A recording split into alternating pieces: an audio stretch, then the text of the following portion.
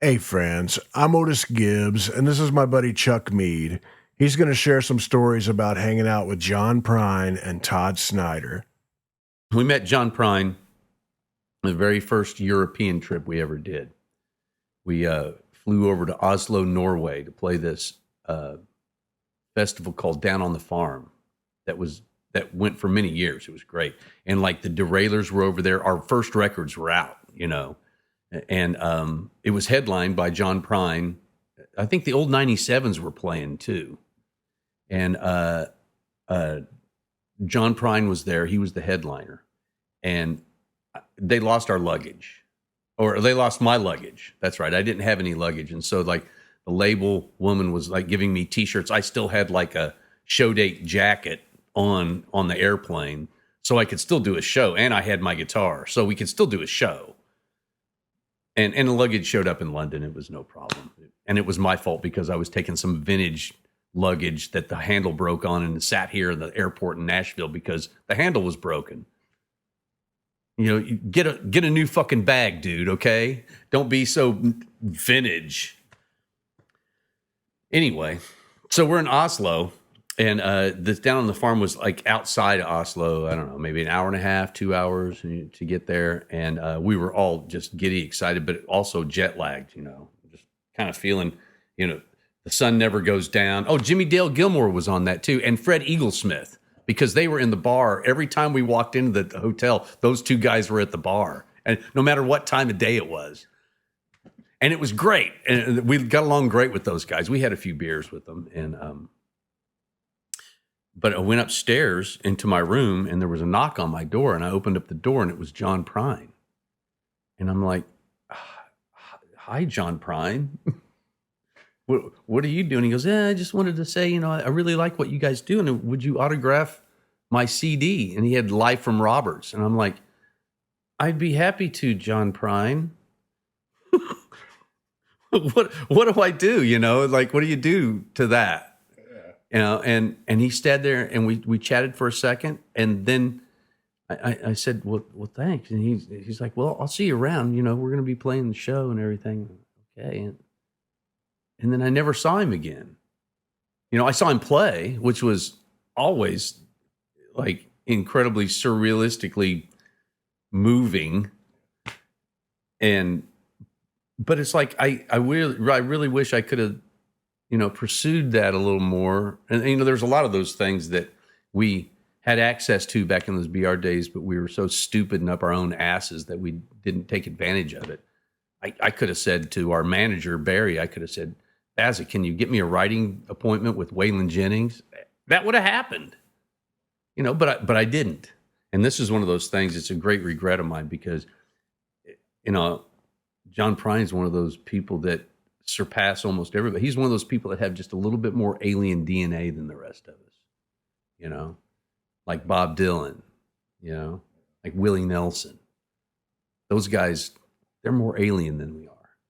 He had a thing about him that was just so unassuming and yet wise.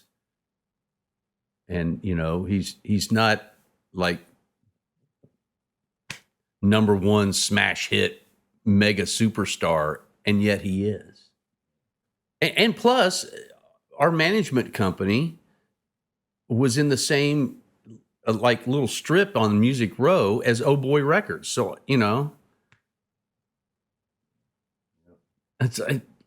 that's where I met Todd Snider, was outside Oh Boy. And we wrote a song.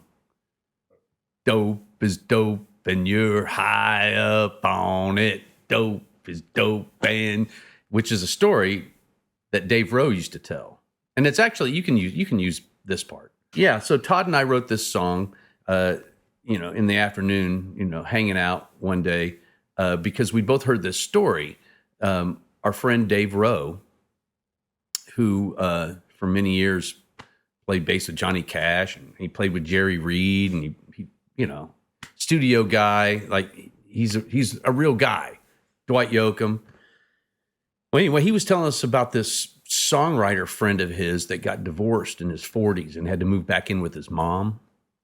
And he said that, he was out one night and he comes back home And it's like, 12:31 in the morning, and he opens up the door, and his mom is sitting up, with the lamp, waiting up for him.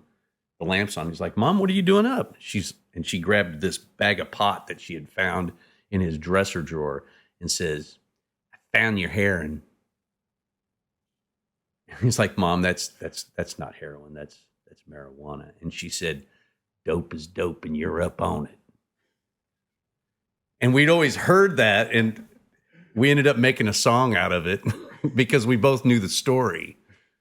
And I think he actually wrote the verses, and he made it Dave Rowe in the story. But it's a cool song, and I think the Hardworking Americans recorded it. In fact, I'm sure they did. It was the feel good summertime hit of a couple of years ago.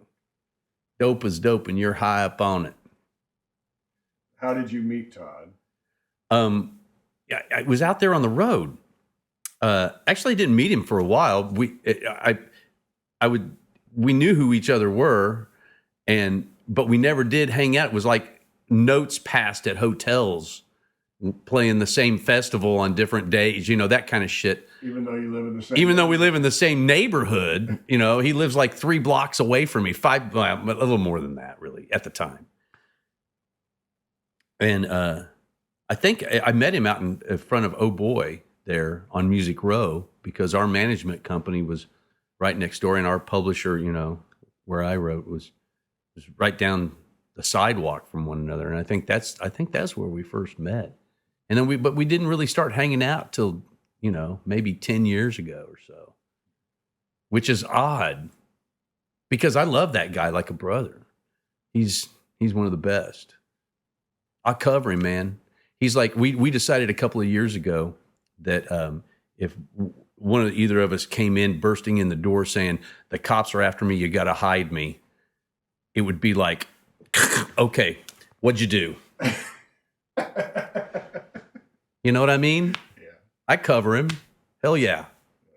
I got a loft, hide up here. And it might happen one day. It could happen to me, and he'd cover me. I'm covered. I feel like I'm covered.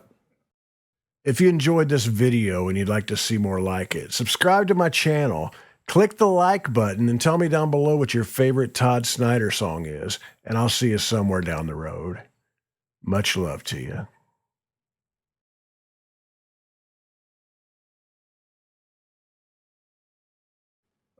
Dope is dope, and you're high up on it. Dope is dope, and